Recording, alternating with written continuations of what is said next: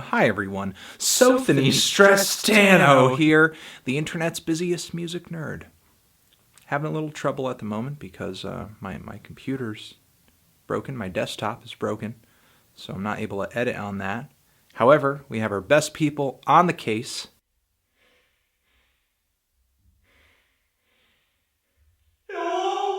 We will be back up and running as usual very, very soon. It's time for a review of the new Mac Miller record, Good AM. Mac Miller is a Pittsburgh rapper who's been at it for a while now, somebody who I kind of got turned on to back in 2011 when he broke with his big Donald Trump single, a song that I am very disappointed is not being played more regularly on the Trump campaign trail. And when you think about when that single came out, it wasn't really that long ago, but I feel like Mac Miller has dropped so much music between now and then, and evolved quite a bit too. From his young, silly, fun-loving pop rapper phase to a series of records where he kind of portrays this gloomy, dejected, monotone stoner rapper. And we also have Delusional Thomas and Larry Fisherman and whatever he thought he was doing with that Larry Lovestein project. And a good mix of all of this stuff comes together on Mac Miller's latest record right here, Good AM. And there's actually a series of cuts on here that are pretty upbeat, some of the most concisely written singles Mac Miller has written in a very long time, since his early days when he was just writing poppier stuff. A great deal of these tracks were teased ahead of this album as singles, tracks like Brand Name or 100 Grandkids or Break the Law. I love the song When in Rome too, which is just a really tight trap-flavored banger. There's a lot of very hyped songs in this track list. Wasn't really expecting that, considering how, I guess, one note and just very low-key some of Mac's recent projects have been, like Watching Movies with the Sound Off and Faces. In some ways, it's like a brand new Mac Miller, but in other ways, he's very much the same dude. Mac's lyrical content is sexual, it's druggy, it's funny, very tongue-in-cheek a lot of the time. Occasionally his lyrics come off really personal or even revealing. And I'm actually spotting some more examples on this album where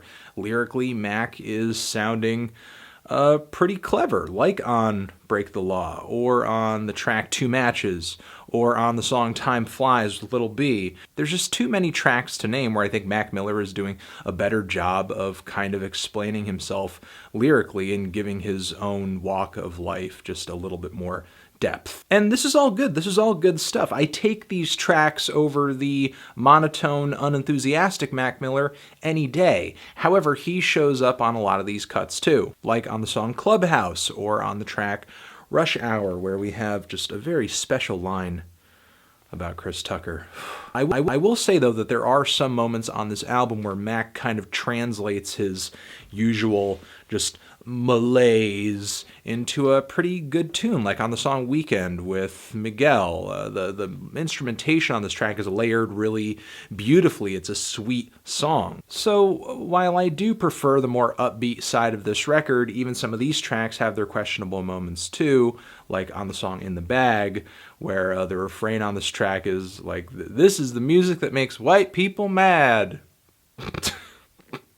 You wish. I actually think white people like this music quite a bit. And there's also kind of the drug dealer talk on the song Break the Law, which I understand is metaphorical and might have actually been sort of possibly placed there by Schoolboy Q, who apparently had like a hand in writing this song and many other tracks on the record, which isn't too hard to believe, considering that I think there are a few bars here that have I think some Q-ish moments, like on the song Perfect Circle, where Mac kind of has this little, I don't know, vocal quirk where he goes, "Giving y'all the free bass." Feels like something right off of Oxymoron. Though I will say the 7-minute double track is one of my favorite moments on the entire LP. Even though it is more low-key, Mac does a pretty great job of really translating his emotions on this song.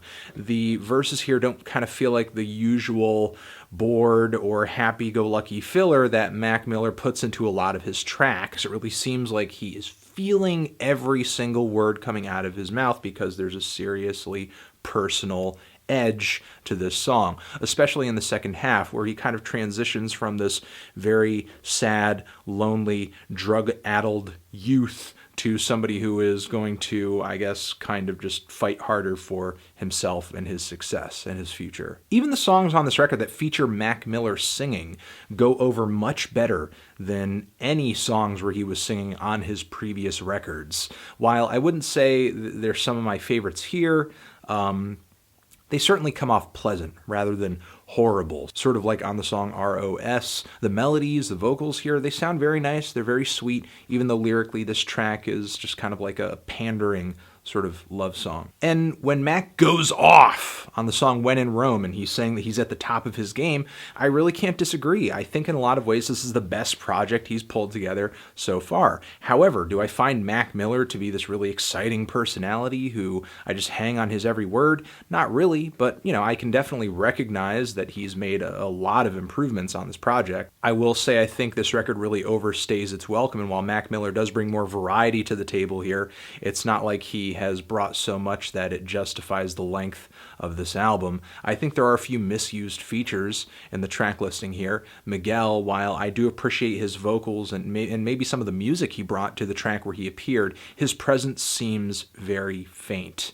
And then Little B, who, I thought he was going to just do something a little bigger or a little bit more significant on the track. He just kind of provides, I guess, this really spacey verbiage that I guess is supposed to be motivational in the way that Little B lyrics or just his Twitter account is supposed to be kind of motivational, sort of in the middle of the song, and I think it interrupts and kind of kills the momentum of the track more than it helps it along. Chief Keef's feature on this record was definitely more interesting in name than it was in execution.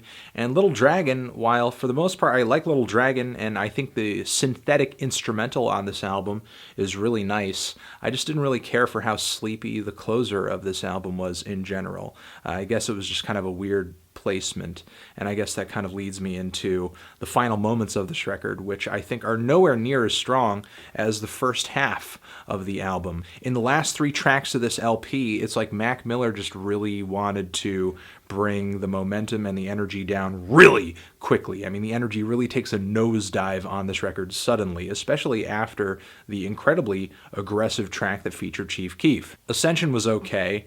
To me, the song Jump was really unbearable. It just seemed like Mac Miller was really just starting to test the boundaries of his singing voice on this track, and it just sounded a little too, fruity for me, a little. And again, I did like that Little Dragon instrumental, but I just don't know if this, synthetic sort of beat that has a very strong dance vibe to it is exactly the type of instrumental palette that I see Mac Miller working really well on. Generally, on the rest of the album, the production is great. It's jazzy, it's quirky, it's colorful, it's spacey, it's kind of psychedelic, a little moody, a little sad. Again, the beats are great. And I think Ab-Soul had the best feature on the entire album.